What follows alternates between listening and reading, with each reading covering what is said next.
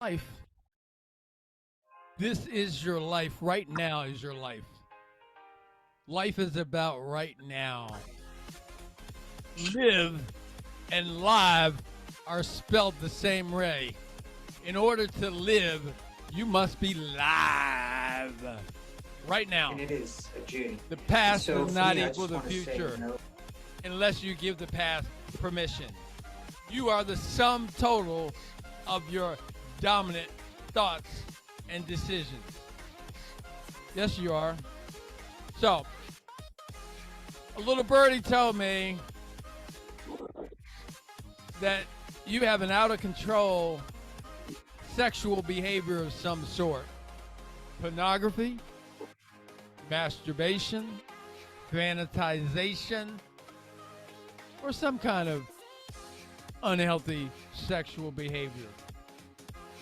A little birdie also told me that it's starting to get the best of you. And it's not okay anymore. That's good news. It not being okay. Because that's the beginning of how you can change it. We're going to have an adult, grown folk conversation about behaviors, attitudes, decisions, choices, actions to become healthy. Becoming healthy is a journey. It's not a one and done. It's not like the sexual addiction BS that you do where you just get all excited, you do this, and then you blast one. Now, it requires a lot more work than that. It's strategic. It's taking steps. It's reflection. It's looking inside. It's being introspective. It's deciding that you want a better life for yourself. That's what this is about. My name's Joseph F. Price. They call me Joey P. I'm going to be your host in this journey. I'm going to be your partner in this dance. We're going to do this together. We're going to become better people together. You are going to have sexual mastery.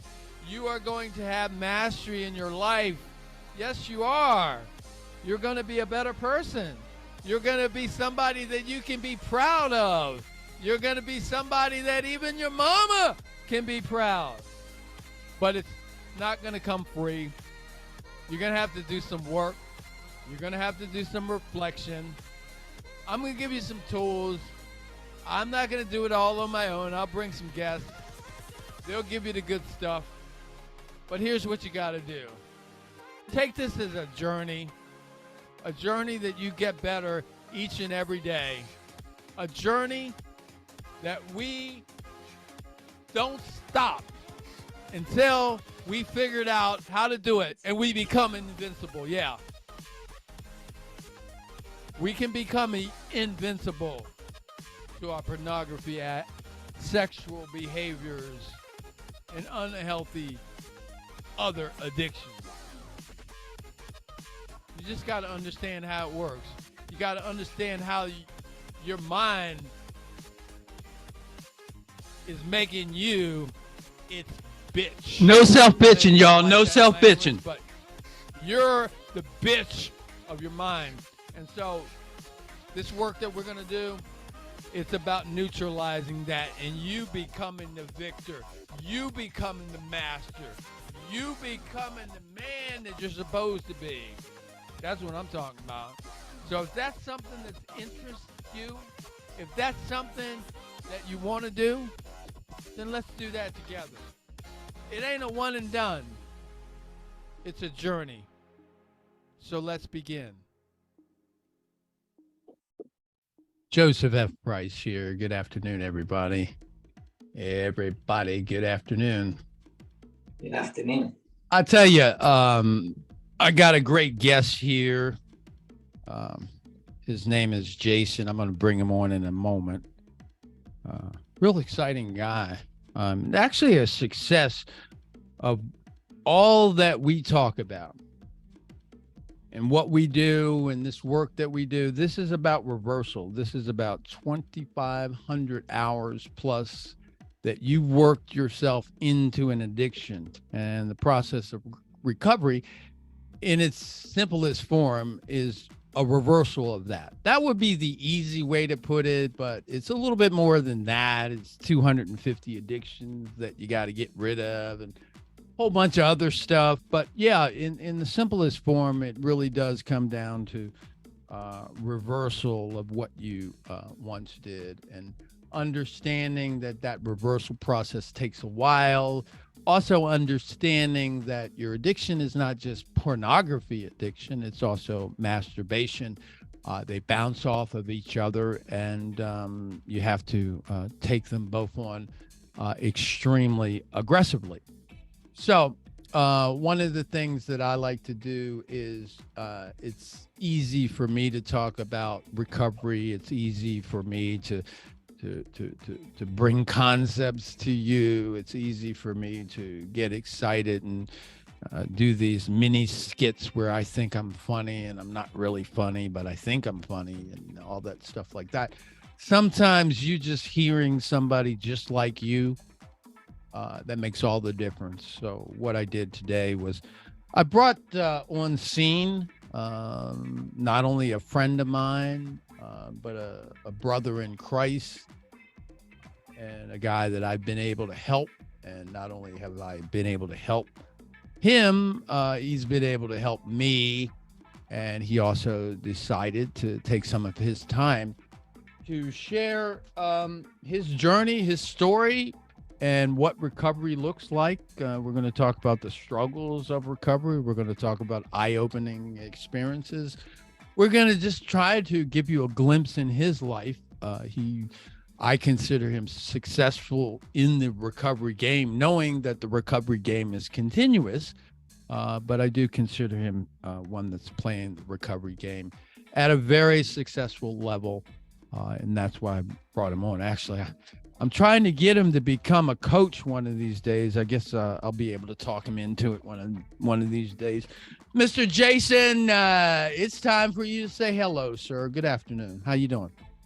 Good evening, Joe. I'm good, and great to be here as a guest on your show. It's the first time I've ever done a podcast, so take it easy on me and guide me through it. Oh yeah. Well, it's kind of like my coaching sessions. I mean, were they hard, or was that hard? I was nervous at first, but you made it easy. Yeah, you do make it easy. Yeah, Enjoyable too. It's the same thing. That same thing's going to happen today. It really is. It's going to happen Great. today. So, if I will, I'm going to just kind of get to know you a little bit more, and let the guests get to know us. So, you're actually 5 hours different from me. You're on the actual Greenwich Mean Time, and in my international life, I talk to people with all different time zones. So I've grown to just pretty much use GMT as a standard. And Yeah. Where are you, Jason? I'm in Great Britain, United Kingdom, Wales, the good sunshine coast of Britain. Not it mostly rains here, but yeah, GMT, Greenwich Mean Time. So just going on 8 o'clock time back now. Okay, and tell me about your age, marriage, kids. So 48 years of age and close to 50.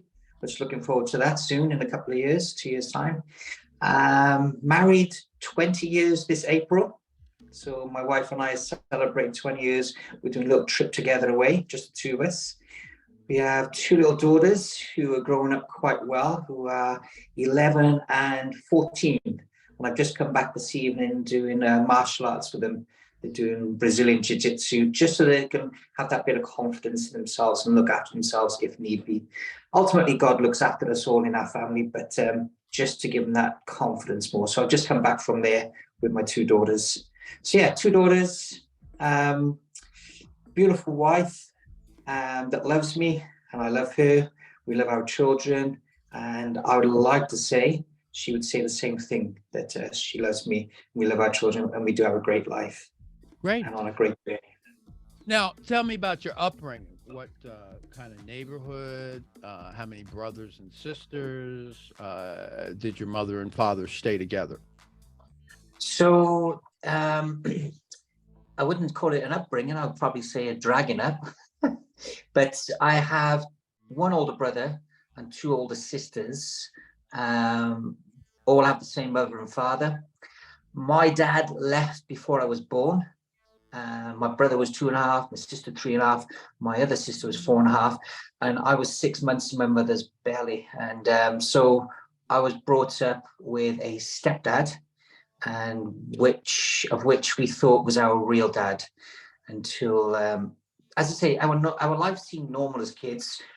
There was arguments with mum and dad or stepdad, but we didn't know at the time. There was alcoholism in there. There were drinkers, there were smokers.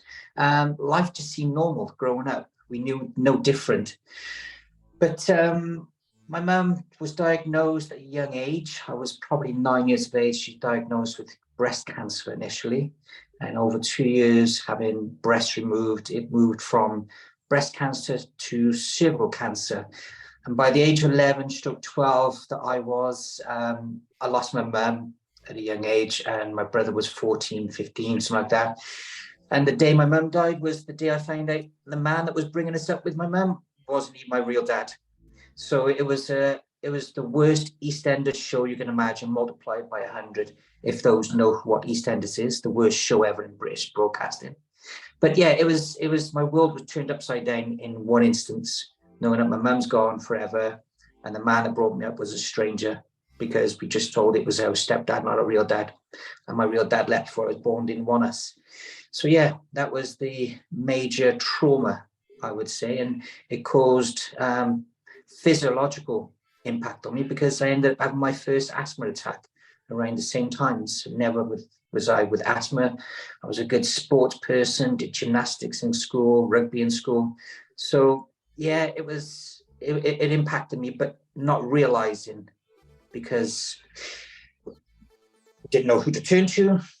I met with a head teacher in school one day, and she said, "Sorry to hear your mum died. If there's anything we could do, I'm not going to do it." But as an 11, 12-year-old boy, first year of high school, it was not the thing I did, knocking on a teacher's door and saying I need help. So I drifted through life. Well, I got news for you. Because it's not something that I really have pursued to involve myself as work, but in as far as like something that I learned a lot about grief. Grief's a very complicated animal, if you will, and I also find that most people, they don't know how to do grief, and I would say it this way: most people suck at how they do grief. And I would invite them to look at some of the resources that are available to help them learn about the grief process, because grief is somewhat just like the addiction process, where there's a lot of stuff that you would come up with to try to deal with it that makes sense. But that's the very stuff that's the worst thing that you could possibly do. It's just one of those things, unfortunately. So was that about the time when you first started getting into pornography, or? Yeah, around about that, because my dad was a well-read person, or stepdad, should I say, and he liked reading books, novel books, books that were from Africa with semi-naked women on the front cover. So in that culture, it's the norm to see women's breasts, but for me, it was quite a new thing to see such a thing. So I remember seeing visual. It wasn't a pornography book, but it was this visual, my gosh, there's a naked woman or semi-naked woman, there's a breast there. And it aroused something in me for sure. So that's one of the earliest memories I have of seeing naked breasts. And I think it intrigued me. And well, like you say, when you're dealing with the emotions of grief, you're in denial. You can't accept that your mum's gone and things. You can't talk about these things that you're supposed to be nurtured by your mum and by your dad. And so I didn't really have the confidence to go and talk to him about what I'd seen on his book. And then it progressed to see more visual aid. In my day, like I'm 48, sorry. Videos, I would never have got a video, but it was more like a magazine that would have come along the path with school friend introducing me or something. So it was then magazine. I never bought one, but I was able to obtain one somehow when I was younger. So that was definitely an early stage of being exposed to this pornography that I've had to live and deal with, work it out, go on a journey with you and go on a journey with some of the guys. And being open about it has been the bestest thing. To talk about it openly like now, talk it openly to other guys in my church. It's not a thing that's talked in church much, but it should be, because men struggle with it, women struggle with it, and we need to support each other. And this is what's great with, I've done life with you, Joe, over this last year. It's just been great to be open and transparent. I've fallen, you've supported me. I feel weak, you support me. And that's what we're doing with the other guys, and that's what we do with some of my friends that I talk with. Well, let me ask you this.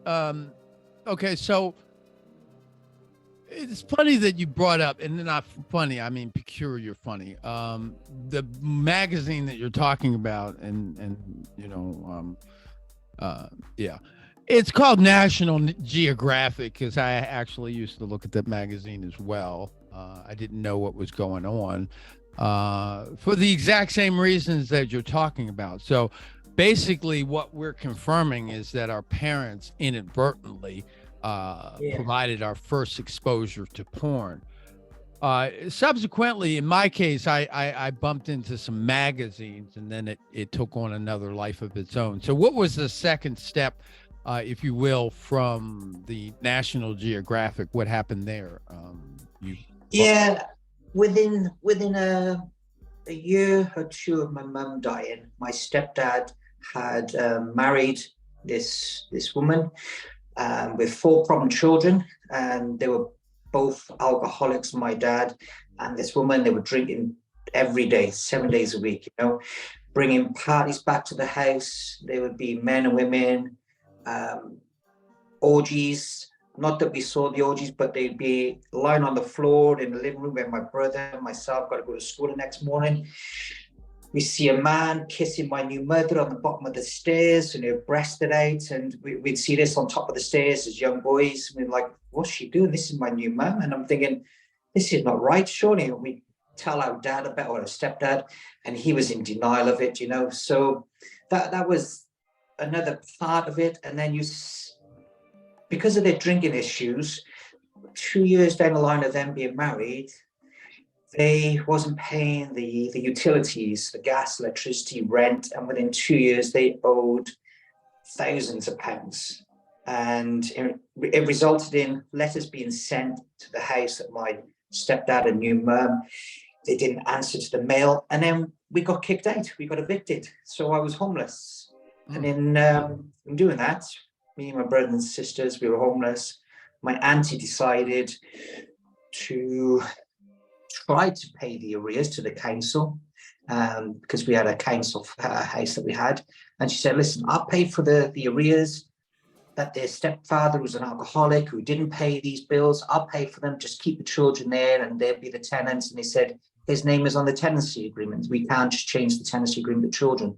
And so on that day, I was homeless as well. My brother as well, who was about 15, 16. And then my auntie decided to take me into her home. But that was another story, because little did I not know that her husband, he had pornography videos that I got exposed to as well. And so yeah, Jason, it was like another can of worms then. Yeah, so Jason, we did have like a pre-meeting. I'm joking with you, so don't take this like I'm being serious. So we had a meeting earlier about short answers, Jason. But I let you ramble because you know what was funny is as you were rambling, you were doing so much work for me. So it was beautiful. And what I'm pointing out is the generational effect of porn. It always shows up in multiple generations, and it has a way of coming from another generation down to you. And it also comes down to you from the exposure of adults in your life, which is exactly why I keep saying over and over again, if we can get these men healthy, then we actually change generations and bloodlines. and we don't have kids that are exposed to things that actually change their entire lives around. Yeah, So I would if you agree. would, as you've evolved through your pornography experience, so tell me how it, if you can, tell me about steps and how it progressed. And then tell me about the day, I call it the day of reckoning. That's just like my own language too. A day that a person gets that porn isn't working for them, whether they're forced to get it because their wife finds out, or they're forced to get it because their equipment doesn't work, or they're forced to get it because, you know, they get the fear of God that comes into them. So if you would, take it over. Yeah, from the age of 16, having a loss of a mum, a role model that every child needs, both girls and boys need their mum, need their dad, need that nurturing that's there, guiding them through the sexual desires, sexual preferences, whatever you want to call it, the experiences, the question marks of what is life about and things. And I ended up being promiscuous from the age of 16, 17. And at 16, 17, I just started going to church. I was a virgin. A group called Teen Challenge. They look out for young kids on the streets. They talk to you about God. They turn young people's lives around. And my life changed at 16. I became a Christian. And then I met a girl in church, and she wanted to give me her virginity and vice versa. And I'm like, this is wrong. I shouldn't be doing this. The Bible says keep sex within marriage. That's all I knew as a law, but didn't have an understanding. So it became promiscuous. The relationship lasted 2 years. I felt guilty, felt shamed. I felt like this is hypocritical, going to church, but yet you're having sex with a girlfriend. But from that age on, 16, 17, the relationship didn't work out. After 2 years, she was cheating on me. And then there was another reject in the family, in my life, the rejection. And I thought, you know what? I walked away from church, walked away from God, thought people in church are hypocrites. And then I ended up in relationship after relationship after relationship, looking for love, but really confusing love with lust. And I know now, having studied scriptures, there are 4 different kinds of loves that I study. There is the agape love of God, the philandre, which is mum and dad love, the eros, which is sexual. And these different kind of loves, they were just getting messed up in my mind. And I was just looking at women as sex objects, not in a bad way, in a purposeful relationship that becomes sexual.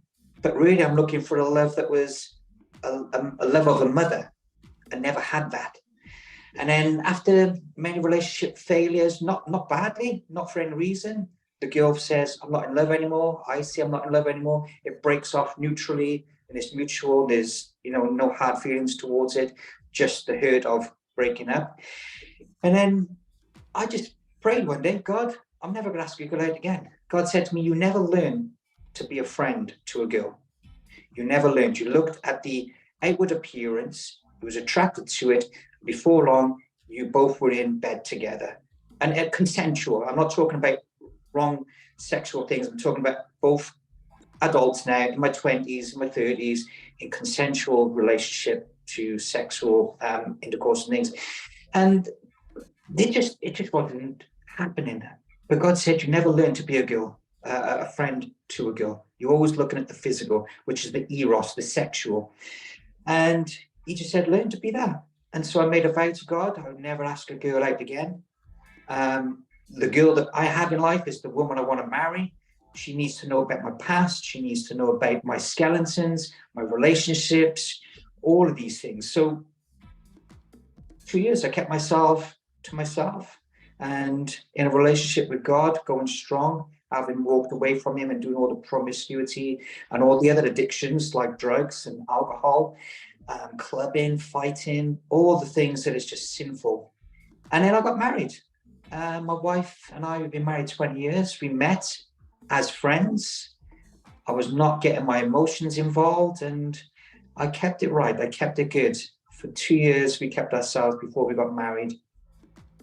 But I told her everything about my life, but I was ashamed of talking about I had to deal with this thing called pornography. I had to deal with this thing called masturbation. I felt ashamed about that. I told her about the drugs. I told her about the girlfriends. I said, my life has been dealt with. Drugs are sorted out. The drinking sorted out. The clubbing. I've got no desires for those things. I'm walking good with God. And she said, you're the man I want to marry. I'm not marrying your past. And then married, we had a great marriage, still have a great marriage.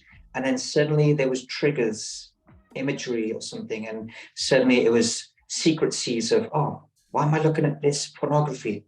And I'm praying to God, God, take this from me. I can't do it in my own strength. And as I wasn't able to do it in my own strength, to stop doing what I was doing. It was getting stronger and stronger, the desires. And then I was praying to God, God, if I can't stop this, then expose me. Let my wife find out. And then one day she found out through the iPad that I was watching the pornography on at home whilst there was nobody around. My wife would be in bed or something, and she just stumbled across the history on the webpage. And she challenged me and she said, what's this? You're looking at pornography. And I just said, I'm sorry, I've struggled with this. I've been wanting to tell you for years. It's not great that you know. I'm glad you know. She said, glad? I said, listen, I've struggled and I can't be like this. And I don't want to be like this. And so she's come on this journey with me and she's introduced me to some great materials, some books that help me to understand, man alive, these are all issues through trauma that I didn't realize I had in young life and not knowing how to deal with it. The thoughts, the triggers, the defaults, the things that set these emotions and feelings to want to go and do. And Joe's helped to understand it's not just pornography. It could be any kind of addiction, but it's just sin. In God's eyes, in my eyes, in my wife's eyes, it's just sinful nature. And we have got to say no to it. And it is a journey. And my wife's on that journey with me. So I thank God for that, you know. So yeah, it was a scary moment, thinking I could have lost my marriage, my children, and everything. Tell me about the day of reckoning, that magical day when that ain't working no more. It's time to go a different way. Tell me about that day. Yeah, there's been obviously the reality of I'm not just hurting myself. Yeah, there might be pleasure for the moment. And the Bible talks about, you know, the sin is pleasurable, but it's for the moment, you know, and the consequence of sin is death. And I thought, man, I'm going to lose my wife. I'm going to lose my children. I'm going to be a failure like my real dad. And again, I haven't even mentioned my real dad. He's been married 4 times and he's got sexual problems, because to be married 4 times with 9 children by 4 different wives, you know, I've had to try to support him without him realizing that you've got to love your children, because your children are suffering, but yet they don't know love and you don't know love. And so I try to tell them about God, and I've reconciled a relationship from 32 years of age onwards. But I don't want to be in a place where I'm marrying once, twice, 3 times. So I've made a vow to God and my wife that I want to be married once and for life. And I've got 2 beautiful daughters. I'm not throwing that away. So I'm here to fight my problems, my sinful nature, call it pornography, call it whatever it is, addictions. I'm here to fight for my family, because my life, well, I wouldn't want to imagine without them. And there's been some great moments reading great materials about chemical thoughts that, you know, I was talking to Joe some weeks ago now about, you get a social media message come through and automatically you've got this drive to go and pick up, see who it is that's messaging you, what's the message, what's the email, what's the Facebook, what's the WhatsApp, what it is. And suddenly you get this, I said to Joe, I can't explain what it is, but I said, it's like this chemical rush that rushes to my brain and I've got to go and answer it. And I said, I've learned to say no to the instant messages that's coming through, the social media platforms we might use.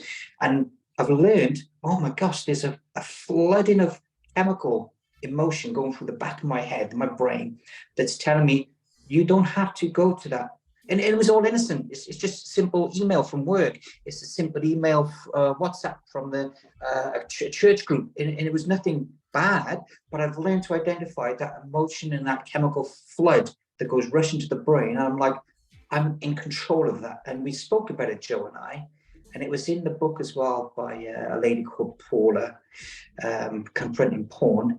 And it's about, what was that chemical called, Joe? We were talking about? You know, it's dopamine. Dopamine. Actually 5. The rush. I have Yeah. a note here. It's dopamine, endorphins, norepinephrine, oxytocin, vasopressin.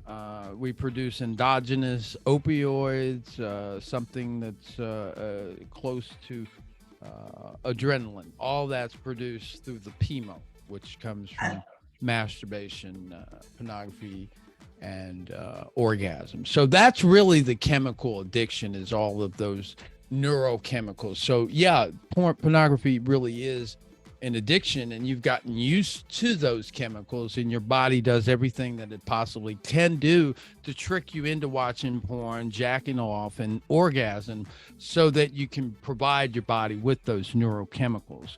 So if you would turn your camera on, I told you to turn your camera off on purpose, because the day that a person actually turns their camera on in life and turns the light on to their pornography addiction is actually the day that their pornography addiction goes away. So if you would demonstrate that in the flesh, Mr. Jason, I'd greatly appreciate it. So with that, if you would talk about some of the steps that you took from the day of reckoning to recovery to where you are, and knowing that recovery, it's really something that it exists for the rest of our life. At the beginning of that process, it's heavy duty. And then what happens is then it's about us becoming a better person, because a better person is a link to recovery. And then it's not so much about dealing with the pornography issues. It's about continuously being engaged in the process of being a better person. And in this mix is growing up. So if you would tell me about how you did that and what you did and so on and so forth. Yeah, it was the many years ago when my wife first found out. She said, you got to deal with it. And so we spoke to the pastor of the church, and the pastor of the church said, you're not alone. It's a man thing. It's a woman thing. Don't feel guilty. Don't feel ashamed. That's what the devil wants. We're here to support you and pray, you guys. So we were accountable for a season, and then things were good. And then I fell back into it again many years later. And then my wife, she found out again. And this was the second time. She said, you need to deal with this on a professional level. All right, hold that thought and continue with the story. But I do want to jump into that part of the story and really like dissect what had actually happened as you're telling the story. So what actually happened at that point was that you realized that you need to do something, and then you tried to exercise a whole bunch of willpower that got you to some success, but willpower being a muscle that actually, how should I say it? It gives way eventually. It gave way on you because you didn't have any tools. And you rinsed and repeated for a while, and you had an encouraging wife that encouraged you to continuously find the tools. So I'm kind of dissecting what you did. So continue with your story, sir. Sorry about that unpleasant interruption. No worries. So it was my wife was at the point on this second occasion many years later was, if you don't deal with it, then I'm leaving. And that was like the biggest eye opener. I'm like, I cannot do life like this, and I cannot do life without you. I need help. So she works for a great organization, and that helps families. So they give me some resources that I took on serious. And the book I've been reading is a book called Confronting Porn by a lady called Paula. She's a psychologist, she's a counselor, she's been working in this industry sector for many years, and a fantastic Christian woman. And so I've been reading this book, and it just opened up my eyes. They were the tools that I didn't realize that they were going to help and support me on my journey to getting to where I am today, you know. And the fact of my wife is there on a journey with me, and she had some support and counseling, because it's not my life I'm just hurting. It was my wife that was hurting as well. And there's material for wives as well who are in a recovery process of dealing with their husbands with these things, or their partners with these things. So she had great support as well. And you can stop there. I kind of changed my mind about that. The organization you're talking about is the Naked Truth. They're available at nakedtruthproject.com. I happen to do some training with them as well. Go ahead, Jason. No, it's good. It's good. Guys like myself, Joe, come onto this course, and it's not just a course, it's just about being vulnerable. And it's a relief to see and know that other people are struggling, because when you're dealing with it, you think it's just you. You think you're alone. You think you're isolated. And the devil loves that, because he keeps it in secrecy. And that's his power, keeping it secret, keeping it in darkness. And you are just going to go down a rabbit hole, and it's just you on your own. And if I continued in that manner, that's what would happen. I would be alone. I would be in darkness. But thankfully, my wife has gone on this journey with me, and the support she's got is that Jason is on a process. He is on a journey. He will be dealing with this. He may fail. He might go over hurdles. He might be successful for a period. But when he fails, if he fails, you're there with grace. And that's been a beautiful thing to know, that my wife has got grace for me and love for me unconditionally. And that's blimey, that's a lifeline in itself. But the materials and my wife combined together with Joe's support and the team of people and a group of people that we've gone on this journey with, helping each other.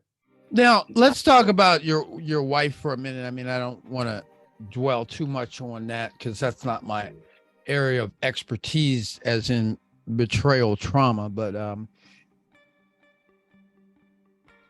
how did she feel about it? And most of the time, why I'm touching on it, like for wives, it's the thing that really bothers them about the pornography use is not necessarily the pornography use.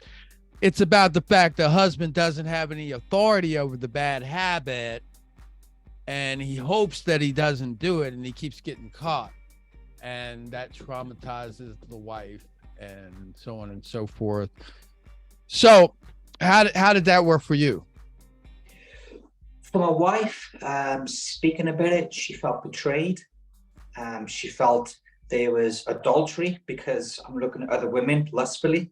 And so if you look at a woman lustfully, the Bible says you've committed adultery in your heart. So from scripture point of view, she felt like, you know, she'd been betrayed, that there was adultery being done. She felt dirty, not worthy. She felt like, what's wrong with me? So she had this complex then that it was her. But I was saying to her, before I met you, I was dealing with these issues. So I'm having to reinstall to her a trust. So there was lots of things I had to do to instill trust. So being accountable to her. What about the lies, though? What about the lies? Because, I mean, lies come because of what I just finished saying. You bite off more than you can chew, so inevitably you're going to lie. And I don't, I'm not trying to make that discount, but that's how it is. You try to do something, you can't do something. Oh, what am I going to do? Lying is about the only thing you can do, unfortunately. Or tell the truth and get help. Exactly. And it wasn't, it's lying in my wife's eyes, but in my eyes, it was, I'm too ashamed to tell you. Yeah. In my eyes, I'm scared senseless to know the outcome if you find out about this thing that I'm dealing with and I'm feeling guilty and shameful about, but I don't know how to deal with it. I don't know how to overcome this. I've tried, and it's not the easiest thing to overcome.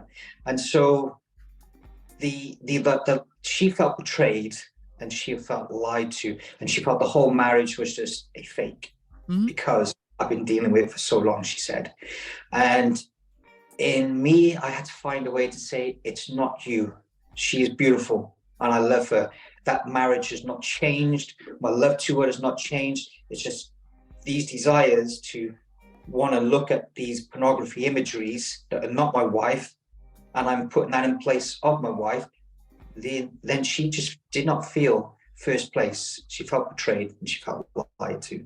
And that's the simple truth. You can't hide that. That is exactly what she felt, you know.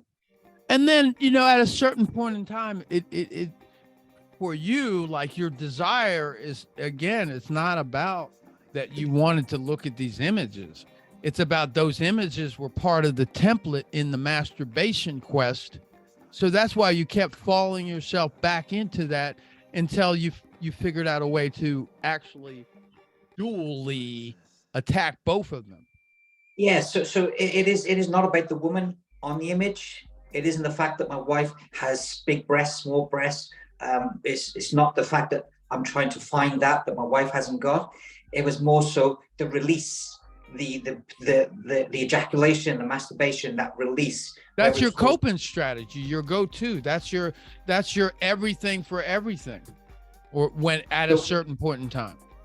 Exactly. So that's the point whereby getting the materials and the resources that I've been reading and for yourself, it was identifying what are the triggers, what are the defaults, and removing those triggers, those obstacles before they actually come. So go to bed early, good habits, turning your phone off, putting your phone somewhere else that your wife can be accountable to it. And so if you're on social media, switch it off. I've said goodbye to a lot of social medias, and they were just simple Instagram pages that I had, but yet the images that would pop up, they were just triggered off in a thought. And it wasn't looking for pornography. It was just simple people posting. And also it'd be a beach poster of a woman in a bikini, and I set off a trigger. So I've like, you know what? Social media is a big, huge play. And so I've kissed her out to a lot of social media. And my phone, we put a lot of privacy settings in it. My phone, I give it to my wife if she wants to check the history. It's all there. So they're little tools that I put in place to safeguard me and to give security to my wife. And we go for walks and we talk about things. And she asks me how I'm doing. I'm saying, I'm doing good, but I'm feeling stress. Stress was one of my triggers. And so she would encourage me. You're stressed, you're doing good, keep going good, you're going good. So those stresses were being relieved by just talking about. And then everyday stresses, finances, business, children, marriage, it could be any of those stresses, that when you're under those stresses, I buckled. When I'm under those stresses, I fell to the default setting of looking at pornography.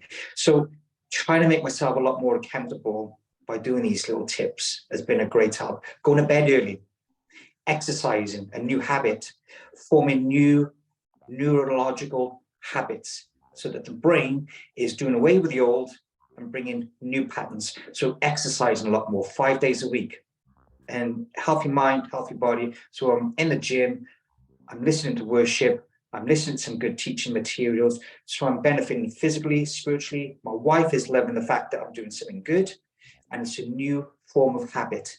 Let me ask you this. Are you finding that you're connecting with people more nowadays than you were before? I mean, you are. I already know the answer to the question, but I just want to hear it from you. Give me some examples. I'm going to do it that way. Yeah. I've been thankful to get around a lot of guys. You see how predictable this stuff is? Like when you're healing, I already know what you're doing. Like if you weren't healing, then I would know what you were doing. And it's predictable. It's really predictable. So go ahead and tell me what you're doing. I'm sorry. Yeah, so I've been able to go to a night out with one of the guys, been friends for over 20 years, from church. And when it came out that my wife knew, and I'm on this counseling journey, and I'm on this journey of recovery, I was able to tell him. And he said, Jay, honestly, you look like you got it all together. And my marriage is good. It is good. But I'm just dealing with this sin called pornography. You know, I'm just dealing with this, John. And so I told him about it. And he was just like, Jay, I've been suffering myself. And what you're doing is helping me. So it's that accountability to a friend you don't even know is going through things. you could wear a good mask. And wasn't intending put on a good mask or a good show. It's not, honestly. But when you're dealing with it, you're putting on a show because it's secret and you're ashamed to tell people. And so there's been a few other friends as well, also within the church, that said they've had to deal with it and they're talking to their wives. And it's good to hear you're open about it, because the more men talk about it openly, the more that the sin is being exposed. Excellent. So it is good that, talking to other guys. I don't talk to women about it because that's a women to a women thing. I don't want to open up a can of worms because that could lead down a path that's evolving emotions with emotions. And I'm not talking pornography with women. I'm talking with men who got real issues like I had, like I'm working through, and it's good supportive. We pray for one another. Mm-hmm. So I got 2 more questions for you. This one, take as long as you want, but don't take 5 years. What do you do on your worst day? Like, tell me, like, what would you do on your worst day? Like, how would you answer that question? I don't even know. I mean, I need to think about that for myself, but that's a question I have for you. On my worst day at the moment, I'm finding that I'm eating. Eating? Yeah, I'm thinking on my worst day, when I got pressures with the business, when I got finances that need to be dealt with, when I'm dealing with new programs in work, targets, deadlines, when I feel that stress, I find that I'm eating and I'm beating myself up because I'm trying to do fitness, lose weight, tone up and things. So my bad day is, at the moment, I'm having to deal with eatings, and I'm thinking it's stress eating. But anyway, I mean, that works for you. That keeps you peace, because I'd rather you have like 3 or 4 pounds than be unhealthy all over in every other way. Yeah, it's a positive thing. It is, but it's like, so it's eating. You can eat popcorn. If it's working the jaws, maybe that's what it is. Yeah, I only like the. Or maybe some invisible eating. Yeah, maybe I'll try that one, Joe. All right. So I've asked this question, like, you don't know, but I did radio like years ago, and it seemed to be a good question to ask people. So I'm going to ask you. So let's assume nobody heard anything that we had to say, nothing at all. What one thing would you want the people that are listening right now to know about the recovery journey? One thing, blimey. If you were to sum that up, like, if yeah, and it isn't one thing in what we're talking about, and that's the problem. Don't ever think that it's for the person trying to recover that it's going to be like one gem. Yeah. It's not going to be one gem. It's going to be a whole bunch of gems many things. Yeah. So if there was something that you definitely wanted us to know, like for me, I want you to know that recovery is a journey. I want you to know that recovery is a reversal of 2,500 hours worth of work. I want you to know that you're addicted to 5 chemicals, and that's what the recovery process is about. So for you, in that same line of thinking, what one thing is it that you do want us to know? There are several things that you've just hit on the head. I tell you what, why don't you hit this? Why don't you not listen to me and just do the several things? Do it that way. Go. So I would. It is hard to expose yourself to your wife or your partner. It is hard. That's the hardest thing. So I would probably say, if you're not at that point, get somebody that you can talk with, whether it's a friend, a pastor, somebody you can find with, who have got some good materials and resources that can support you in your journey.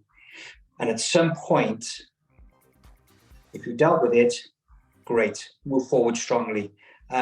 If you've got a wife that's going to be graceful and loving, and you know that, that's going to be another good thing to have in your life. But that is a big challenge, and that's a big ask for a wife or partner to support you through that. But I can't tell you to do that. But I would say definitely get help from people that have either been there or who are strong and can be accountable with. And they can give you the advice, because they would hopefully would know you and your partner, your family situation, and they can give you the advice as to when, or suggest when to talk about things with your partner or wife. But it is a tall thing to do. And that's why all I could do, God, I can't change my life. I'm trying, I'm failing. Let my wife find out, let her find out, but let her have grace. And that honestly, when she found out, I bricked myself. I did my load, but it was such a relief to know that she knew. And we've gone on this journey, and we're still on this journey. We are still on this journey, and it's a good journey together. And it builds your relationship. Songs of Solomon, there's a garden there, and it's got to be tended to. And the garden, if it's not tended to, those weeds come and choke the life out of your marriage.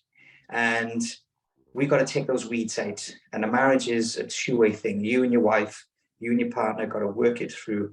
And at some point, I'm not saying go and talk to your wife, please, Jim, I'm not saying do that, but please get some help with somebody that you really do trust and can guide you through this. Thank you, Jason. That's pretty huge stuff. And it's funny, I think we created magic, sir. I told you we were going to create magic, and we did.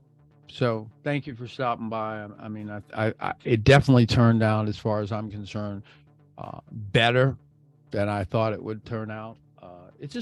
Everything just worked out perfectly on that interview. I would encourage anybody that's listening to it, that's struggling with addiction right now, to go back and listen to what Jason was talking about, because it's not something that happens immediately. It's something that it happens as a process.